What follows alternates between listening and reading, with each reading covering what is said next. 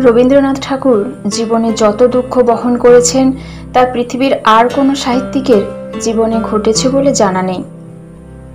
13 বছর বয়সে মাতৃহারা হন। তার বিয়ের রাতে ভগ্নিপতি মারা যান। 4 মাস পরে আত্মহত্যা করেন, যার প্রেরণায় ও ভালোবাসায় তিনি কবি হয়ে উঠেছেন, সেই নতুন বৌঠান কাদম্বিনী দেবী।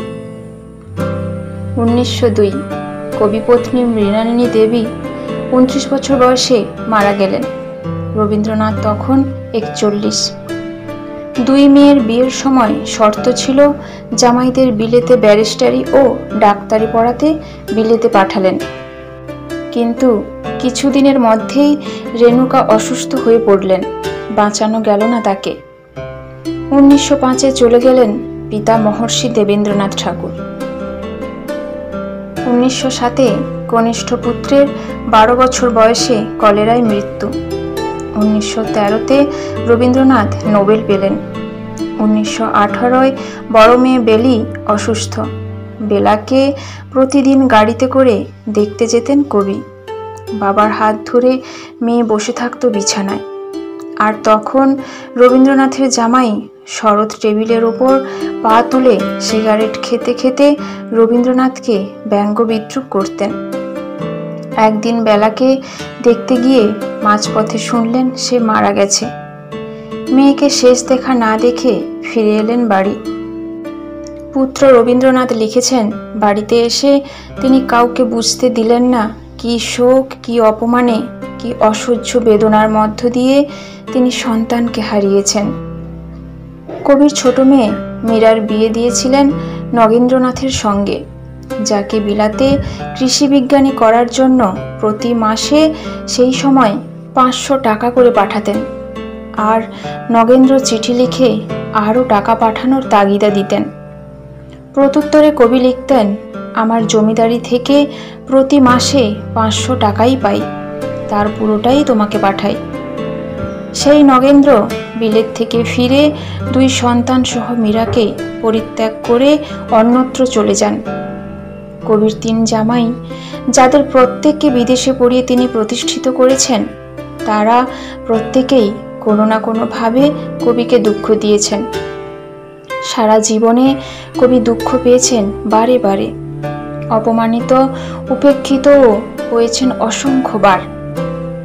আর্জেন্টিনার কবিপ্রেমী লেখিকা ভিক্টোরিয়া ওকাম্পোরের সাথে তার সম্পর্ক নিয়ে কুৎসা করে সংবাদপত্রও প্রকাশিত হয়েছে। কবি তখন 64। নোবেল পুরস্কার প্রাপ্ত বিশ্ববরেণ্য সাহিত্যিক। কবির নোবেল প্রাপ্তি নিয়েও কিছু লোক তাকে ব্যঙ্গও করেছিলেন। চিঠি লিখে কবির কাছে জানতে চাইছেন নোবেল পুরস্কার পাওয়ার টেকনিক। সেক্ষেত্রে ভাবী পুরস্কার প্রাপক কবিকে অর্ধেক টাকা দিতেও রাজি।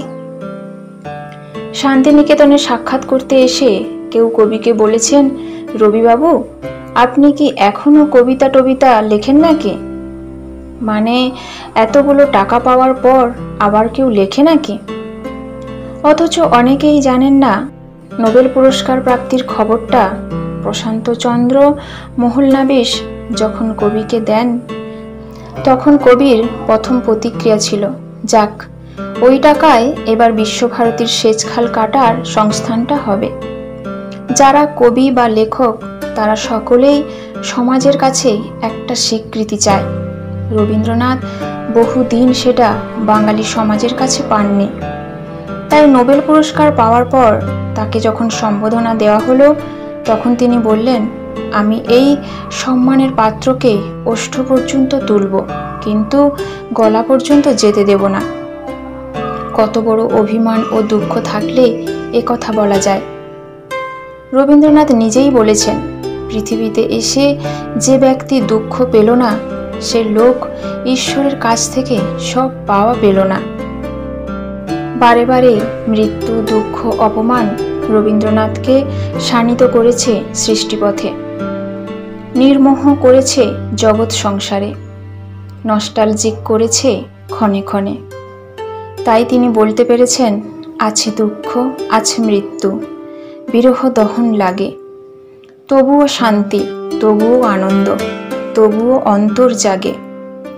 আমরাও যেন সদা তার সুরে সুরে মিলিয়ে বলতে পারি, মনেরে আজ কহে যে, ভালো মন্দ যাহাই আসুক সত্তরে লও সহজে।